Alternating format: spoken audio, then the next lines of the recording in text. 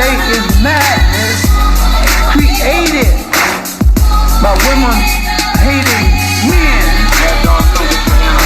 who are not too sure of his manhood. They were going to give a definition. Because of Hollywood, because of the mass media, because gangster movies and the cowboy movies, they were going to give a definition. And the creation of the Western hero, most women, black, white, and otherwise, cannot distinguish between maleness and manhood. Basically saying, yeah, black excellence, because define that. I don't even know what that. Tell me what that is. That's why I'm asking you. I'm asking Brother Sight for us to come up with a definition on black excellence, because let me just go back into it. At a event that Panther event we did a few weeks ago. As I was talking, had a person in the audience that raised their hand and basically came forward and said, it sounds like Panthers don't believe in making money. Panthers don't believe in supporting black businesses, or Panthers don't believe in entrepreneurship and black wealth and black excellence. And I had to basically say, it's not that we don't believe in it. It's just that who controls the moral compass of what profit means? Because at what point is something considered to be exploitation? How do you determine how much profit is too much profit? How do you gauge? How do you go about making profit? And then how do you deal with the distribution of wealth as it applies to that situation? So I say we're not against black entrepreneurship. In fact, that would basically means that we're against the concept of self-determination and self-sufficiency. So we believe in self-sufficiency. It's just, how do you gauge that in a capitalistic economy? How can you use capitalism to work on the benefit of, when we talk about profit, to a degree of benefiting the black community? We say we don't see that. We don't see how that's feasible. So what is black excellence? I'm asking that question from that standpoint. And so from based on what you just said, I'm going to be the bad guy and say I agree 100% with that person that asked you that question from the audience.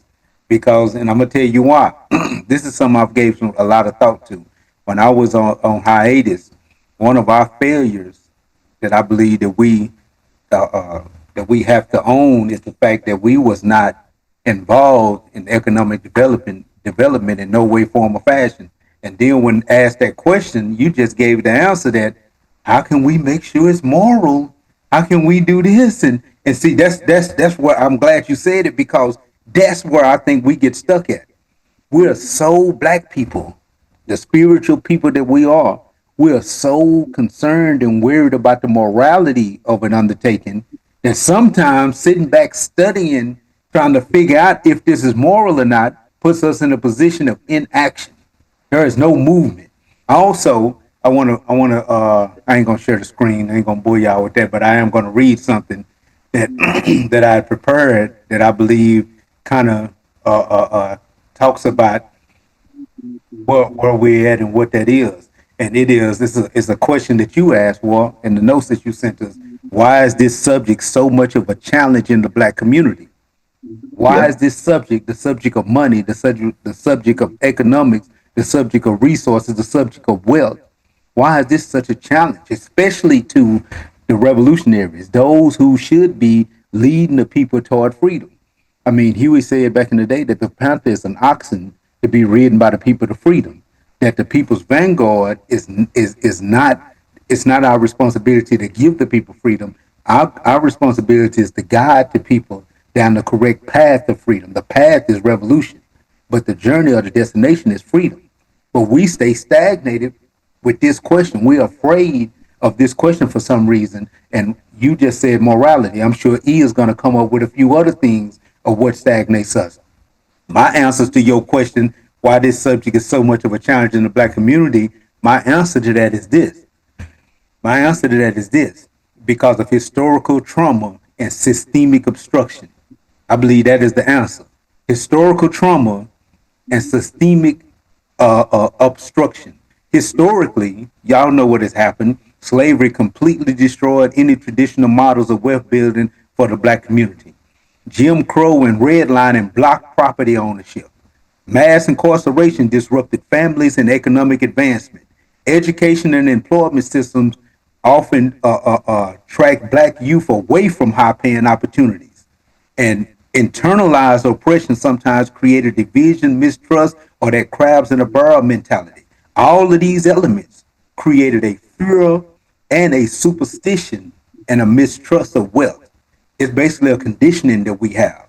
This it makes success more fragile for us. And sometimes because of this suspicion, because of this suspicion toward wealth, we have a suspicion toward those who have made it, who have gotten to that level of black excellence. If somebody made it in this system, they had to be a sellout.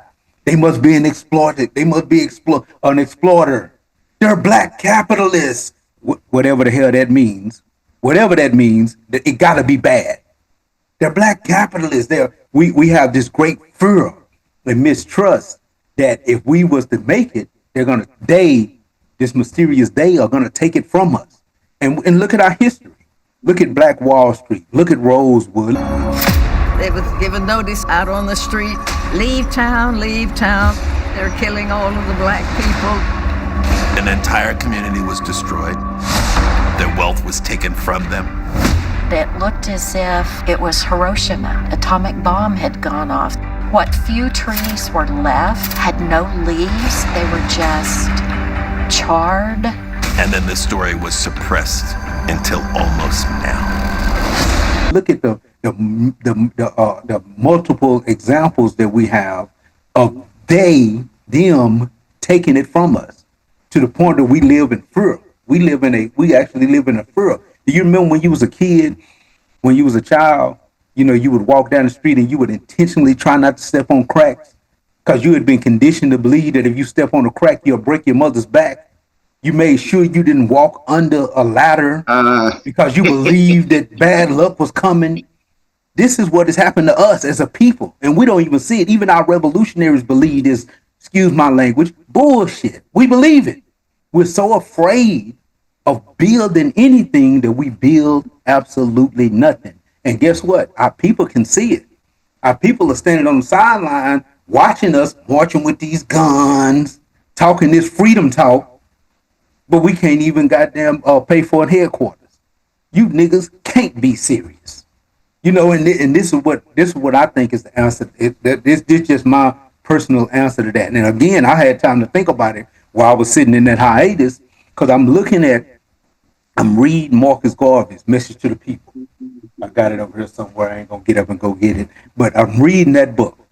And in that book, when he talk about economics, he got a chapter on economics. He says, never spend all that you have. He says, save a portion of it so that when an opportunity comes, you'll have the chance to invest in that opportunity and therefore increase develop your position. Elijah Muhammad said, and I'm a paraphrase because I can't remember the quote 100%, but he said, study the white man because he understands business. He's good at this. He says, study people and what they're good at. And I took that to heart. Let me show y'all something. I'm just gonna show y'all a couple. I took that to heart when he said that. When he said study them because they know this stuff. I took this to heart. Make sure to put those titles in on the video. All right, let me write myself a note so I can remember. But to answer that question that you asked, Warren, I think that is the issue. I think the issue is they socialized us to be afraid of building wealth. Same way they did us in doing slavery itself. They socialized us to be comfortable, and a lot of us still have this, to not be free, but with the promise of freedom in the afterlife. Oh, I'm cool.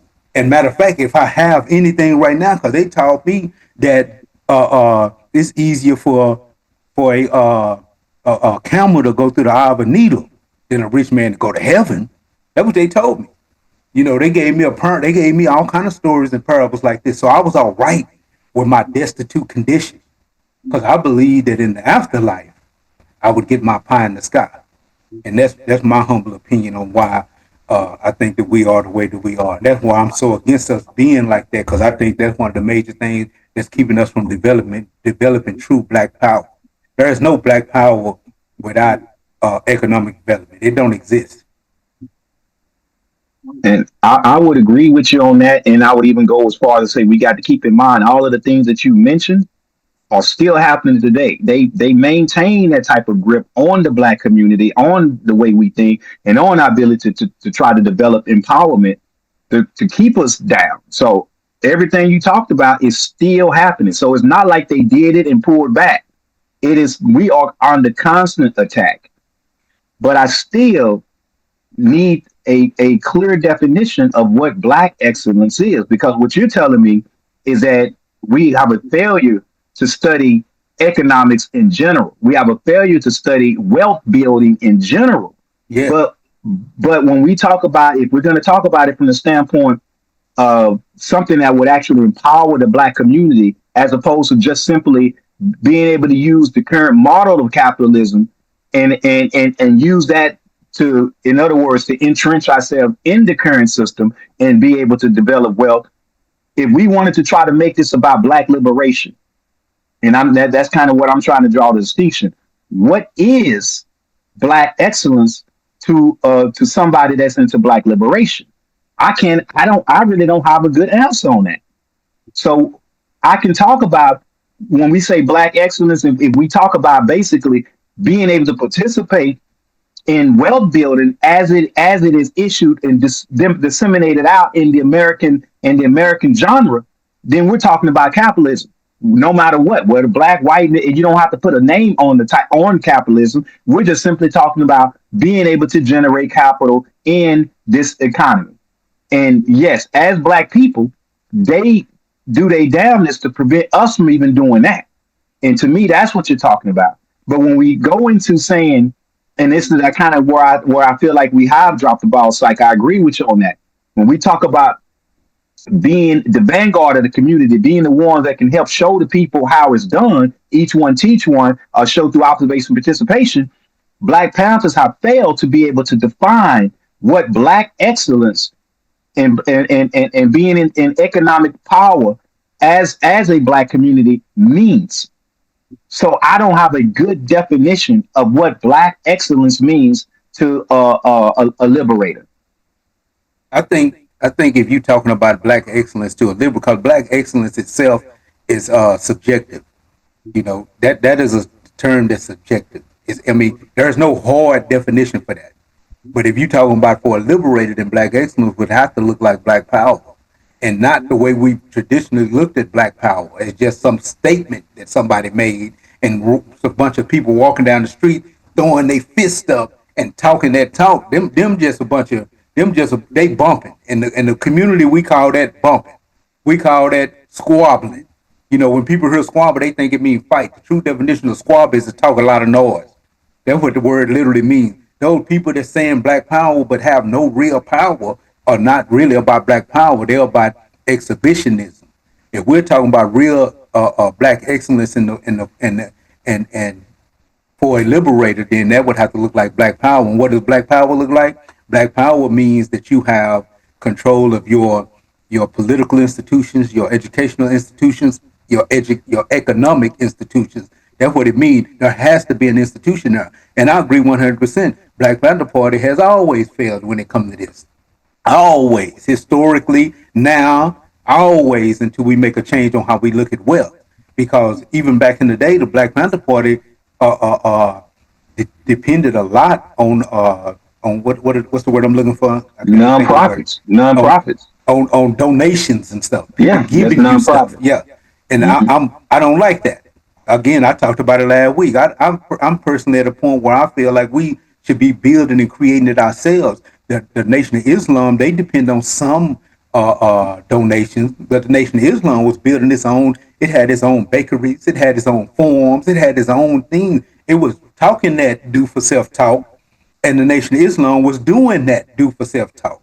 The difference between the Nation of Islam is that the Nation of Islam tells you itself that we're trying to form an independent nation amongst ourselves. We're not trying to take our resources and take it to the overall black community. Those people in the black community that want to become a part of this nation can then have access to these resources at some level. But we are not building an organization for the purpose of trying to give away resources. We're building an organization for the purpose of bringing people into a self-sustained nation.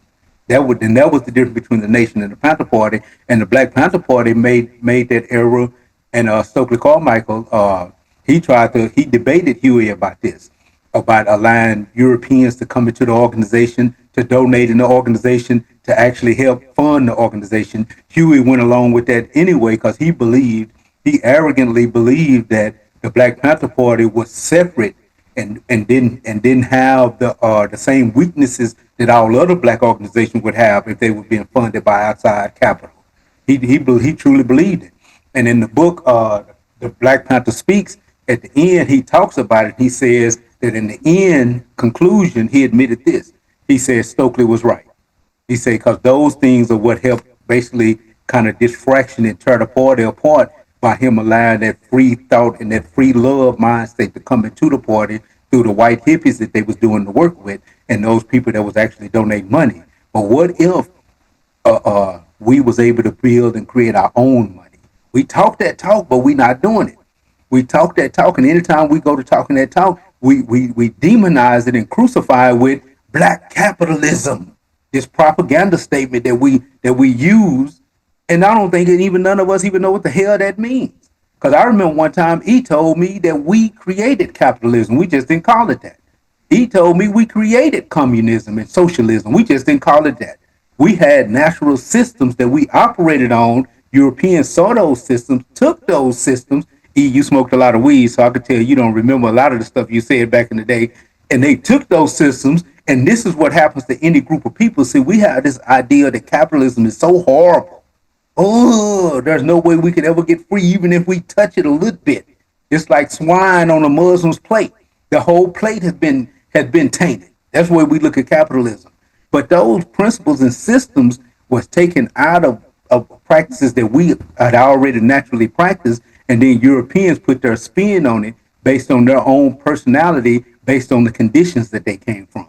All groups of people are going to always put their spin on it based on their personality, because their personality is formed by the conditions that they came from. And we've talked about it a million times, so I'm not going to get into that right now.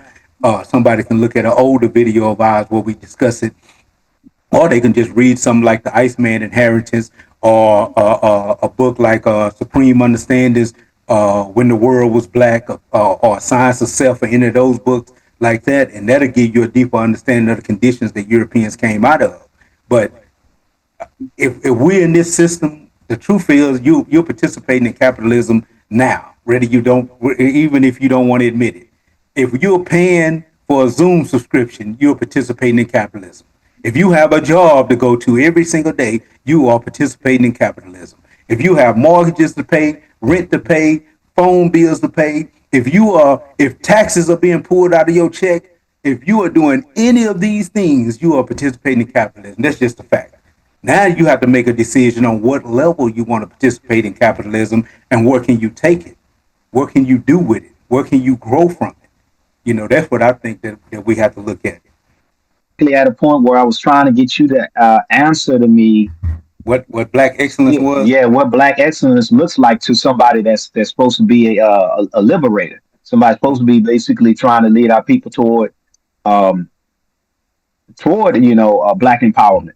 And see, we got this ideal that if you're really trying to liberate the people and you're trying to lead our people to our black empowerment, that you have to be broke.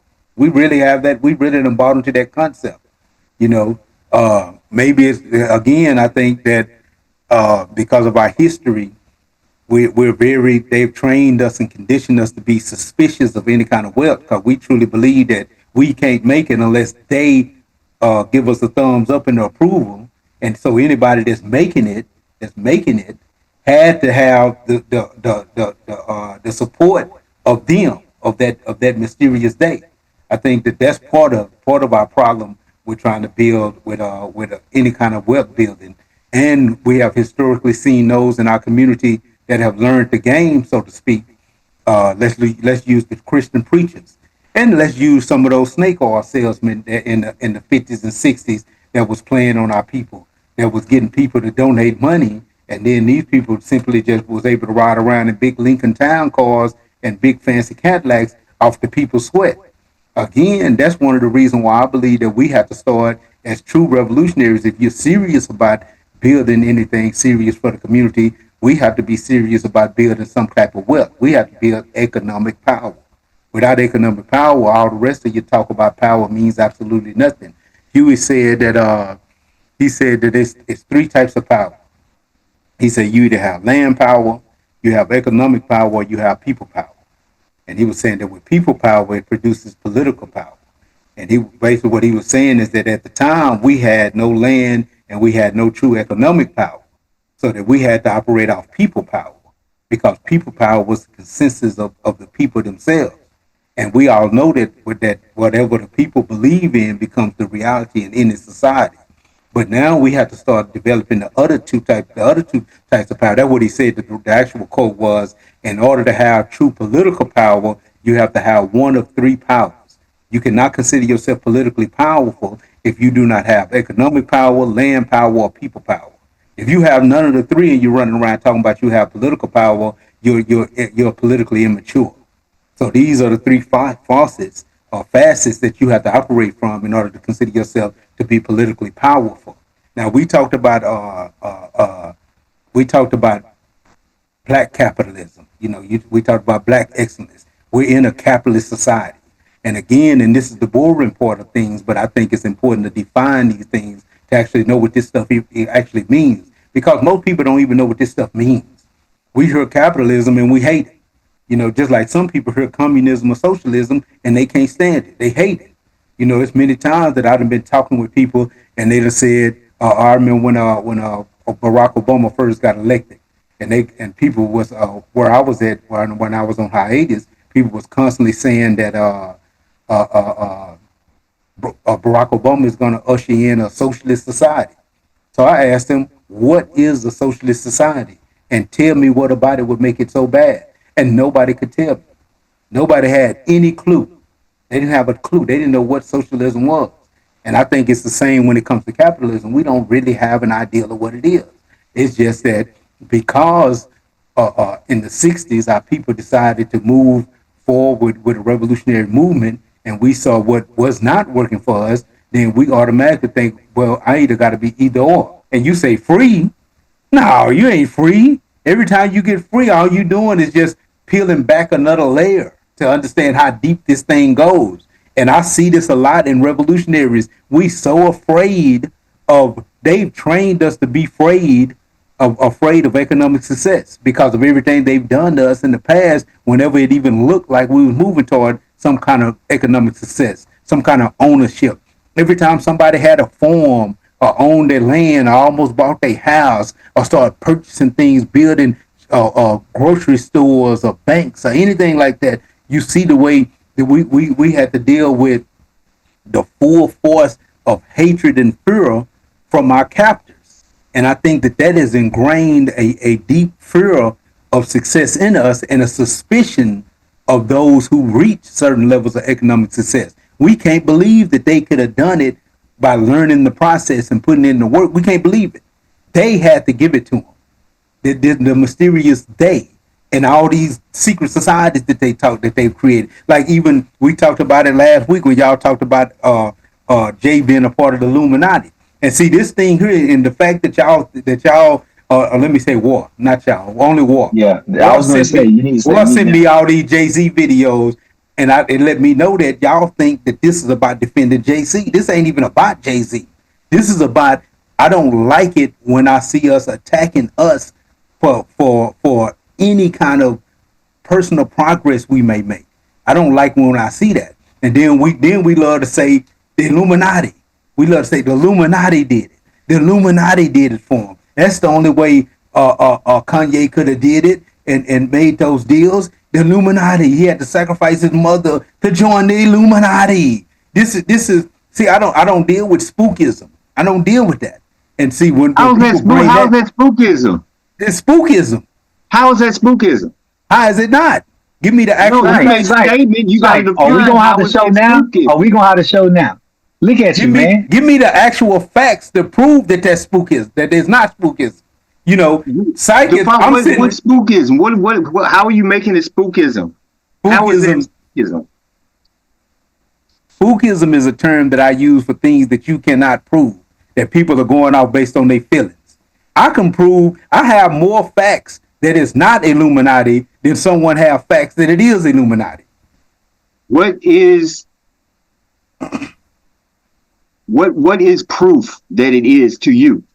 I mean, is it dragging somebody out with 666 tattooed on the head that says I am Illuminati and they got their papers and they show you everything? Or is it enough to stand up in front of millions of people, billions of people, and throw up Illuminati symbols? To have Illuminati symbols and language interwoven in everything that it is that you do.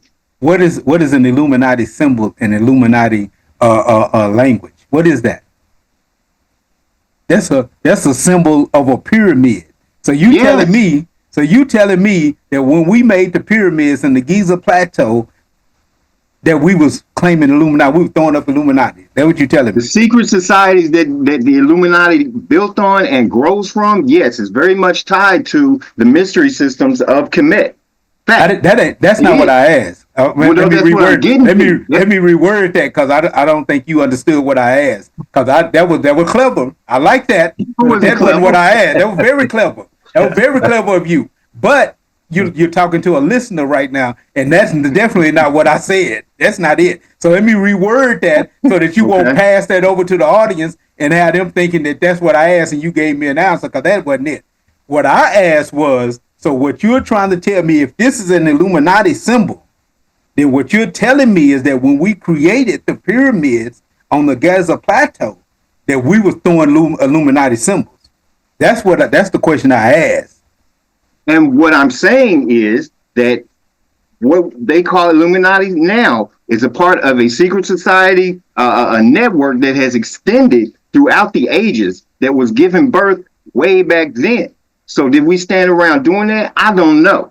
But the idea of the Illuminati has existed since at least that time. It has grown and morphed through various secret societies in this system. Skull and Bones is a part of that whole makeup. George Bush, John Kerry, one Republican, one Democrat, were both members of that secret society. A secret society which, when they asked them, so you're a member of Skull and Bones, huh? Mm-hmm. What can you tell us? That's all I'll say about that. That's it. They won't speak of it, but it's been documented. What is the dude's name? I forget the brother's name. Coakley, Steve Coakley. If you ever find anything, because it's hard to find online about Steve Coakley, but he dug deep into not just the secret societies, but the Boule. The Boule is those group of black folks, the frats, which Dr. King was a part of, and so many other Black Masons, the Eastern Stars. This group that exists between the those in the house and us. They're the gatekeepers.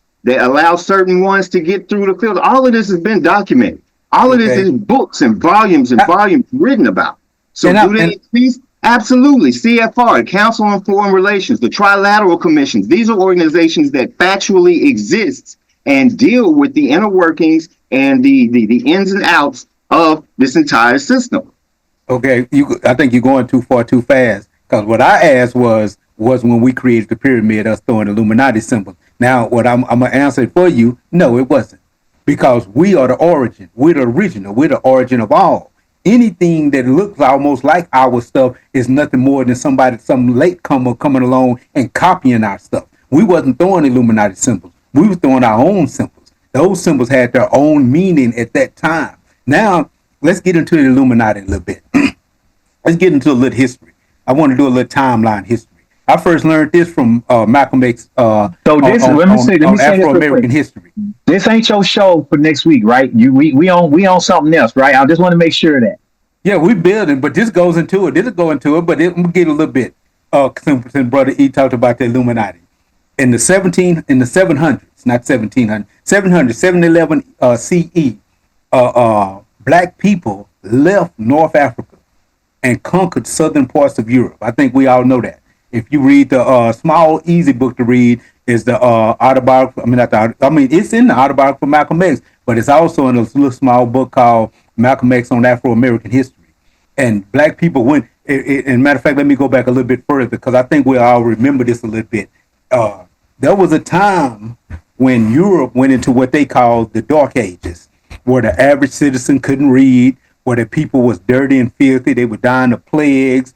The cleanest woman in Europe was said to have bathed once a year. Things like this. This is what was happening when the African Moors left out of North Africa and went into the Iberian Peninsula and took over Spain and Portugal, parts of Italy, parts of France. If you never notice, if you look at Europeans, if you ever notice that southern part is the darkest part of Europeans, Spain, Portugal, Italy, those are the darkest part of Europeans. So these Moors went into southern Europe. And when they went into it, they found these people, they was backwards. This is when it was said that black people took civilization to Europe for the second time. So when we went into Europe, we saw these people, they didn't know how to bury their dead. They had piles of dead bodies in the streets. And these bodies were stinking. And they was attracting germs and bacteria. And the people were getting sick. Now, the people thinking that they being cursed by God, they got the plague, things like this. So what the Moors, one of the first things they did is they went through the cities, setting the cities on fire. And one of the things that the Moorish king was called the dragon, because a dragon, a serpent is a symbol of wisdom. If you look at those ancient crowns in ancient Kemet, you'll see serpents on those crowns. And the reason for that, because it represented that Kundalini energy that came from the base of the spine to the third eye that opened that enlightenment in a man's mind. We believed in these ideas deep. Keep in mind, I just said enlightenment, illuminate. Keep in mind, I just used that term. We believe deeply in these ideas. So the king would, so the Moors on their shields, they had this big dragon on their shields, and they came through and they set all these dead bodies in the cities on fire to eliminate these germs and these bacteria that these nasty people had built up. Then they started building and paving roads, and they created street lights, which helped bring down the crime. The street lights were just simply lanterns with oil on them, sitting on little staffs that were set along the paved streets. Then they created bathhouses. Then they taught these people how to bury their dead 6 feet so that they could stop dealing with these germs. Ironically, when you hear these myths and these stories of this dragon that came in and conquered the land, and then the knights have to come and slay the dragon to free this beautiful princess, this is a metaphor. It's all metaphor. It's talking, the dragon was the Moors that came out of North Africa that came into the land and conquered the land. The princess that was in the tower was Europe itself. The Knights Templar was the ones who ended up fighting against the Moors and finally pushing African people back into Africa. This happened like in the 1400s. But we had conquered and ruled that land from 711 CE all the way around to the 1400s. That's around the timeline. 1492, the Moorish presence in southern Europe ended with the fall of the last stronghold in Granada, concluding the Requisita. So these are things that actually took place. Now, the reason I bring up this history, the reason why this history is so important, because this is what we got to understand. There are many things that we left there when we went into there and civilized these people. There are many things we left there. Example, you driving, let's say you're driving to work in the morning, God forbid, you get stopped by the police. Police come out, he got his uniform on, and he has this badge. He has this badge that represents his authority. And it says deputy sheriff on it. Now, what this really was, now the badges have changed and all that nowadays, but what we took there was an order, law and order. And we got to understand that the Moors in Morocco and North Africa, they was Muslims. And so what they took was what was called the Sharia law. And the person that held that law into effect in the mosque was called the Sharif or the Sheriff.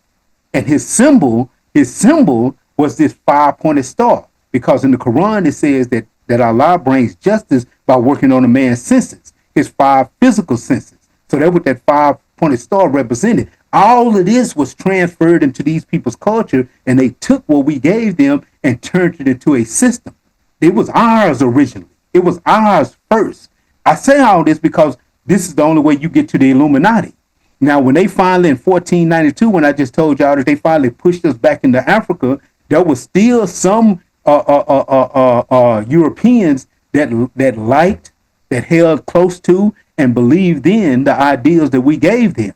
These people was a threat to the I'm gonna call it the churchocracy, to that religious right that they claimed themselves to be the rightful rulers of the land through Christ, because that's what they used. And these people claim themselves to be the rightful rulers of the land through Christ's adornment, and they wanted to push out anything and everything that we had brought to them. A certain group decided to keep that knowledge. That group they called them the Illuminati. That's what they called them, because they was nothing more than scientists. They didn't believe in those religious and what's the word I'm looking for? Those step on a crack, break your mama back. What is that? Superstitious ideals. They didn't believe in those false and those fake ideals. They didn't believe in that. They believed mostly and they believed in the enlightenment of ideals such as reason, secular concepts, equality, freedom of thought. They believed that they opposed the monarchy, they opposed organized religion, political power, and superstition. Opposed all things they learned from us. So the Knights Templar started chasing these people down, murdering and killing these people. They would capture these people and say, "Who is teaching this? Who is still teaching this? Where did you learn this from?" They would torture these people. These people would say, Muhammad, because Prophet Muhammad in Islam. They misspoke this word and called it Baphomet. And then you see they made this goat with these horns on his head. The horns was nothing more than your nappy curly hair. That's what that represent. They made this goat with these horns on his head to represent the symbol of the Illuminati, who was devil worshippers and all. They put this on them. This was a propaganda campaign of the church to demonize these people. They basically, in 1785, they essentially eliminated the existence of these people. Over time, we have took this term and just threw it on people. The Masons, this group, the Illuminati is behind the scenes. We've taken this term without a true understanding of the origin and the history of where this comes from. This is why I'm against these ideas. This is why I call it spookism. Because we sit with fear of things that we don't understand. We sit with fear. We say Jay-Z has to be an Illuminati to accomplish this. Oprah has to be Illuminati. Kanye has to be the Illuminati. Jay came back on y'all in a song that I like, and I always give you hip hop because I'm a hip hop head. But Jay came back on a song that I love. He say, what he say? Excuse my language. Niggas couldn't do nothing with me. They put the devil on me. I would prefer niggas to squeeze the metal on me. And he said they couldn't do nothing with me, but put the devil, saying I'm with the devil now. They can't beat me, so I gotta be with the devil. I gotta be Illuminati. They say I'm Illuminati. My watch, it illuminates, my pockets are naughty, but I'm God body. You better ask somebody. And he's telling you that my spiritual system, my mental philosophy is God body. It's 5% nation. I believe I'm God. I don't believe in worshiping no Satan. This is God ordained. You know what I'm saying? This is what dude has been saying. This is God ordained.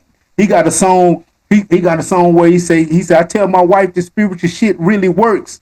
Hamdulillah. I run through them all. They're telling you what it is that he accepted as his belief system, and how that belief system, understanding that I'm God and there is nothing that I can't accomplish. And when I put my full effort and my creative power to, this is what this is about. But it's hard for us to believe that because we don't believe in enough in ourselves. And it's easier for us to believe this satanic devil worshiping group has empowered all these people.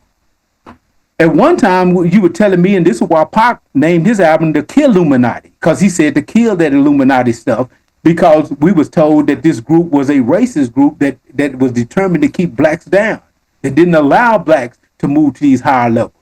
Now we're saying that it's this group that's recruiting these rappers and making them so powerful because these rappers, for whatever reason that these rappers have this great ability or whatever it is, for whatever reason we're saying this, I don't believe it. I don't believe any of it. I don't believe it because I don't see where it's productive to our liberation.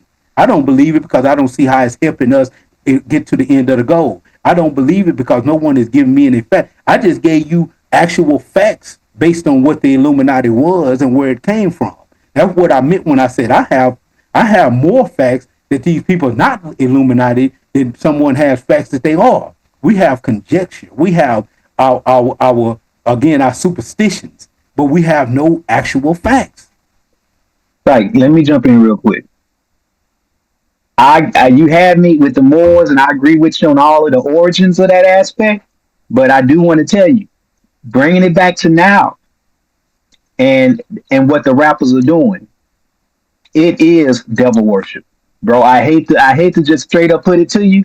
They are not emulating what the Moors did. They are emulating what has been warped, and it is devil worship. The whole thing with the horns and the Baphomet, bro, that is intentional gates called scapegoat. I would urge you, and I bet you ain't done it because it don't sound like you've done it, to read Anton LaVey's a Satanic Bible. I would urge you to look into Esther Crowley's OTO stuff. Mind you, remember, I have the study Satanism. I have participated in some of that stuff, and what they are doing is devil worship stuff. It ain't they not taking, like when you talk about Jay-Z, he is gonna sprinkle elements of the 5% nation on all he do, because that's the background in New York. You could not be in New York and not be influenced by the 5% nation. It was certain areas, especially in the projects where Jay-Z grew up, Nas and all them, you couldn't even walk through certain gates without having to give the mathematics of the day. They demanded that everybody in the community knows the mathematics. So you I was agree. heavily influenced by that. But the stuff that the rap community has used to rise the ranks have directly been related to devil worshiping things that has been intentionally injected into the music, into the culture for them to rise. That is not no that ain't no uh, uh, more science stuff. Okay, they not that's not Moorish that they're using. Now the origin of all of this stuff does go back to ancient Kemet in aspects of North Africa. We get that, but that's not what they're doing. They're using the manipulated, manifested, warped version of all of this stuff that came by way of some of the sacred societies, as it is applied to how Europeans have turned around and used this to create a lustful, Lusitanic blood cult, Luciferian blood cult, bro. They are doing this, and I'm telling you, as somebody that participated in it, this is what's going down. This is what's going down. Even in the studies, you said that and I read Aleister Crowley, by the way, wasn't impressed.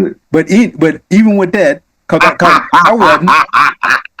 I said and debated these dudes in hiatus. Trust me, there's a lot of people that goes into these studies, and you have to get yourself prepared if you're gonna go into a debate with them, because they're gonna try to come at you. But see, like I used to tell them, you're only going back so far. So I can't allow you to take or claim the origin of this science, because you've taken the origin from the original, you've twisted it, and then you're repurposing it to me and trying to get me to believe that you just created it when you didn't. So we're not talking about the creation. We got you. That's what I mean when I say I wasn't impressed, because anytime somebody brings me such and such's version of so and so's version of what they learned from E, I'm not trying to hear it. I want to go back to what E taught. I don't want such and such's version that they learned from so and so. But when we talking about the rap community, we're talking about the hip hop community and how it's being deployed. It is not going back to the origin, bro. That's what I'm trying to tell you. They are using the satanic version. They're not going back to the origin. And maybe some people are. I don't see how. Maybe some they people. are. Understand why I say maybe, because I'm not so quick to tie myself to something that I cannot really prove. So, and I'm not willing to say that you are wrong. So I say maybe. But what the hell does that have to do with the discussion that we're having? Because you started talking about the Illuminati. Yes, I didn't. He actually started talking about the Illuminati, and then I started talking about the origin and the history, and why I'm saying that the Illuminati is not the spearhead of the rap community. I don't accept that. I can't believe that. I can't believe, and I'm gonna be quiet and let you prove it to me. Prove it to me that the Illuminati is the spearhead and the leadership of the hip hop community, because that's what it sounds like y'all are saying to me. No. You went. I asked you what is proof that the Illuminati does exist. What would constitute proof? The reality of it is, if you look at, and this is, we talk about words and meanings and all of that, but we also hit on here and there some symbolism.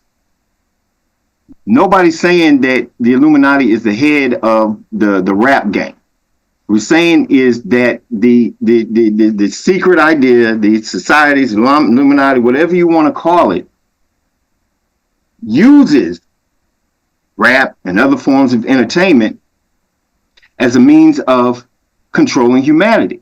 If you look at, what was that chick, Katy Perry, did, and this is one that stuck out to me most at the time, I think it was called Dark Horse performance live at like the Grammys or some shit like that. If you look at that performance and aren't able to see the symbolism and understand what they're doing when they do that, you have this chick with Baphomet, with the colors, with the horse, and yes, Beyonce with her four horsemen. That ain't no coincidence.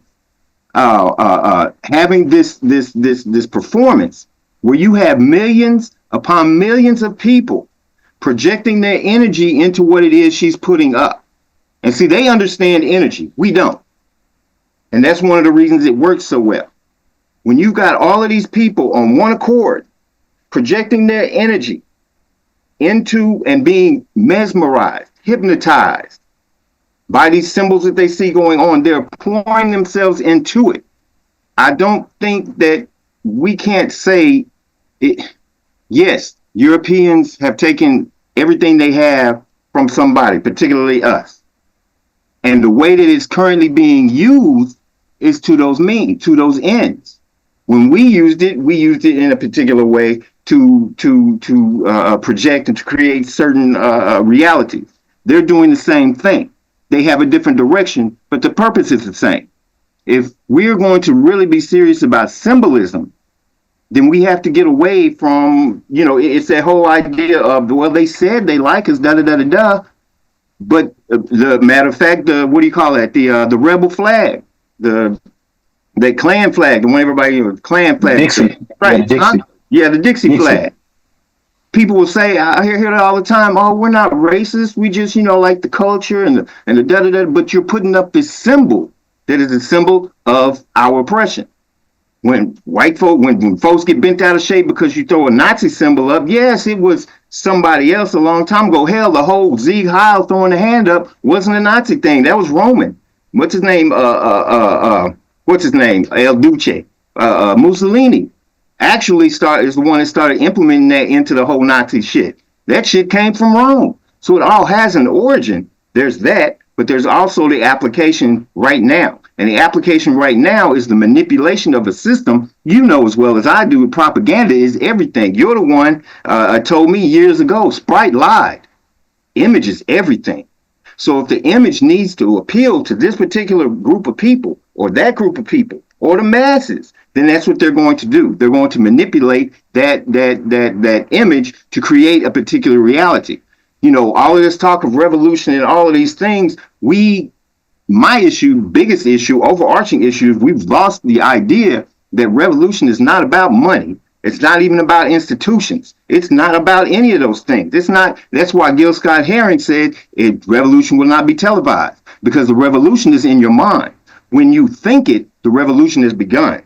When you begin considering outside of your reality, that's the revolution. It's a matter of whether or not you build on it. And so all of this projecting and all of this hypnotizing that they're doing to music, with the videos, with, and I'm talking Netflix, Amazon, all of this entertainment shit is about controlling and manipulating that projection of energy. We don't project it into we project it into the symbols and the ideas that they project before us intentionally. And that's how it pertains to what we're doing now. We want to talk about proof. What is proof? You can't prove to me that Huey P. Newton ever existed. You can't do it, because anything you try to show me as a picture or a video, that's AI.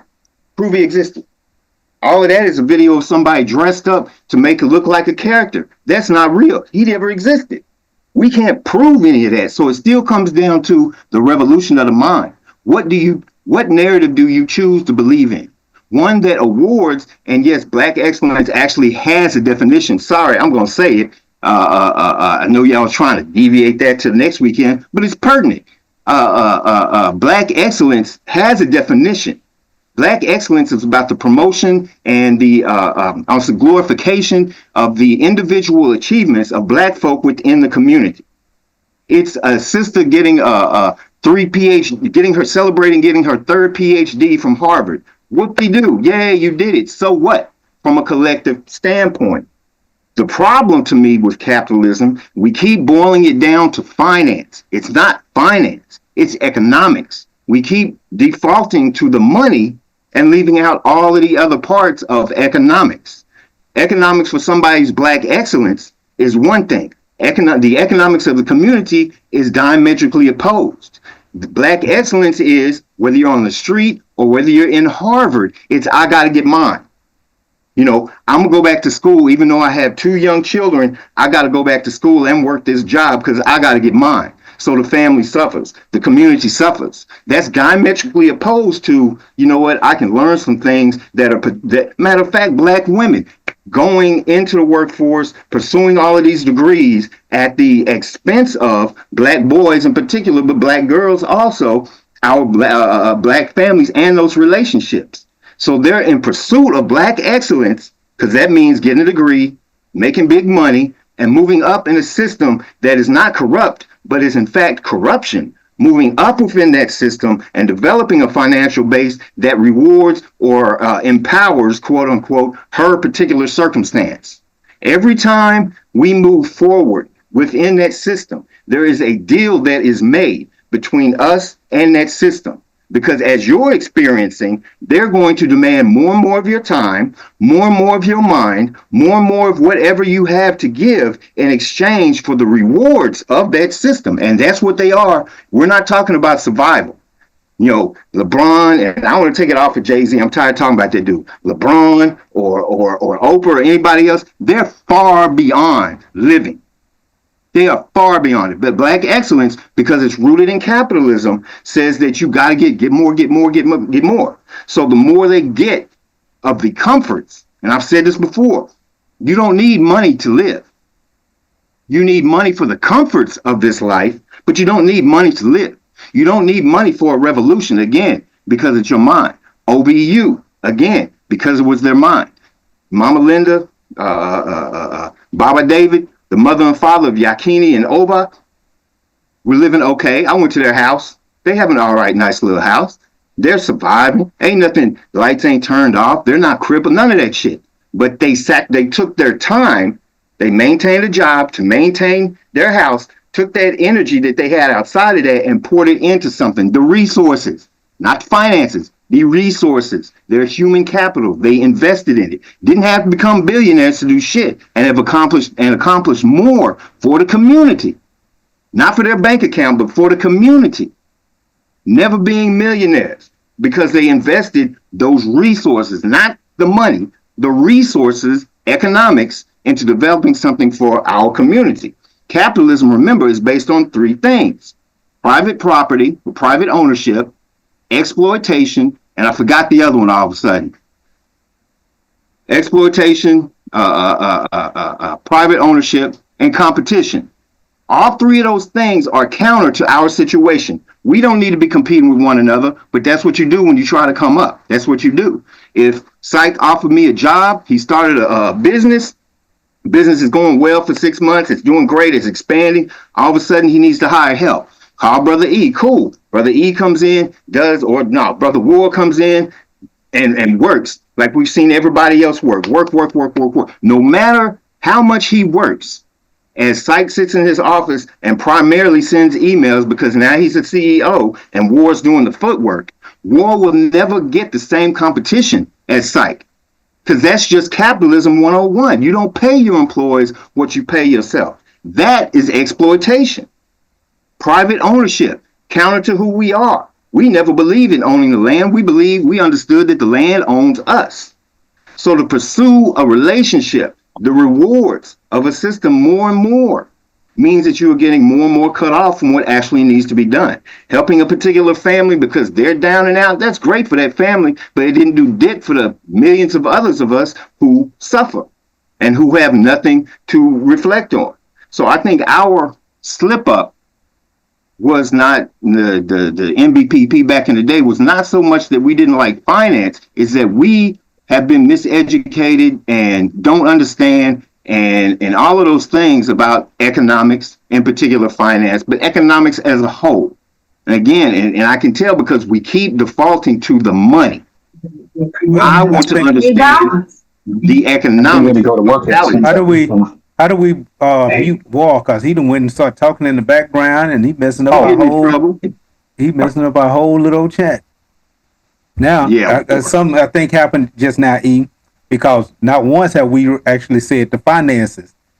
Maybe you said that for the listening audience or for people that when they hear economics, confuse it with finances, but we're not confusing economics with finances. We kind of know. I think we know the difference. That's why I'm saying economics as a whole. As a whole, we think economics means money, and it doesn't. So we default to talking about money as opposed to, and I've said it before, it doesn't. To me, I don't give a shit how you make your money. I want to know what you do with your money. How are you distributing those resources? What are you doing something to develop something in the community? Because I haven't seen anybody really do that on that level, particularly again, because if that begins to get developed, you will start to lose shit. Ask Ye. Ask that basketball player who just said some words and lost millions of dollars. You know, whether you want to call it the Illuminati or not, they're working for somebody. Because when they no doubt, all of us are working for somebody. And see, that's the point that I was trying to get into, removing it away from this mysterious group that holds all the power and has the ability to let us in or to push us out. If we're talking about liberation, we have to start seeing ourselves as that group that has the ability to let us in or let us out. The other thing is you can't cut me off right here, because if you miss this, then you miss the whole point I'm trying to make. You miss my whole point, and then what you're saying is almost a stillborn child, because you don't know the rest of what I was about to say to go along with that. And you made me forget what it was. So go ahead, you killed me. You done messed me off. You killed my child in the middle of his birth. Appreciate that. Kill the baby. Kill the baby. Yeah. Well, no, I think, and at least on that particular point, we diverge because, damn, I forgot what you said too. See, now back to what I was saying. What I said is, I don't think we can be real revolutionaries if we keep preaching this mysterious group that has the power to shut the door on us whenever they decide to our people. It's almost defeatist. It's almost defeatist. It's like, what's the point of trying? If I try, I can't win unless they give me the okay. No, liberation is about us doing for us. Nobody has the ability to shut a door on us. Now the difference, where you and I diverge, maybe you, me, and War diverge, is that you like everything you just said. I don't think you're wrong. I just don't think you are chronologically correct. And there's a difference. You're not wrong at all. But again, and I've said this before, I believe in practicing the reality habit. The reality habit is understand things for how they are, and then making your strategic decisions based on that, not the way things should be. No, that's not the reality habit. Reality habit is not how we want them to be. Reality habit isn't even how things should be. Reality habit isn't how things used to be. Practicing the reality habit is about understanding where I'm at right now, and then developing a strategy based on where I'm currently at and where I'm trying to go. That's what I keep preaching, and that's what I keep arguing about. It ain't even about if I like capitalism. That's why I didn't want us to start this discussion without really objectively breaking down what capitalism is from a objective foundational standpoint. Then going into capitalism, socialism, and communism subjectively based on historical dealings with them, and then our personal feelings about them. I think that all these systems in some way, form, or fashion have always been utilized in productive human society. I think that when they went astray, all of them went astray is when we started doing what Europeans do, and that's creating the separation. This is capitalism, and I'm a socialist. I don't like that. This is socialism and I'm a capitalist. I don't like that. We can't see the values in a thing because we have put this label and this name on it. And once that name goes on it, it completely mentally blocks us off from any resources from it. You know about BRICS, right? The BRICS that you changed the subject on me again? No, it's the same subject. Okay, all right. I gotta watch you. So the BRICS nations are all of these nations who have essentially said, fuck U.S. capitalism, fuck the U.S. dollar. We're going to make our own. And that's essentially our situation. Like you said, understanding where we are. And part of where we are is understanding the manipulation that goes into keeping us where we are.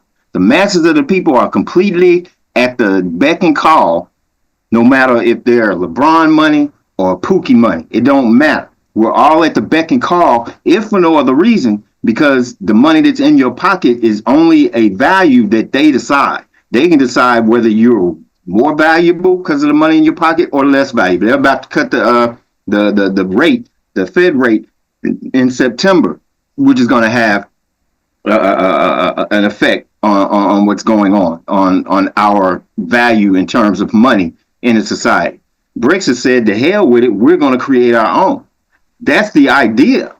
That's the idea that Ibrahim and the rest of them cats, Burkinabis, are working off of, is doing our own thing. But we are not even convinced that somebody like LeBron ain't somebody as a model who is doing his own thing. He's successful. That type of lifestyle, that's what we're supposed to pursue.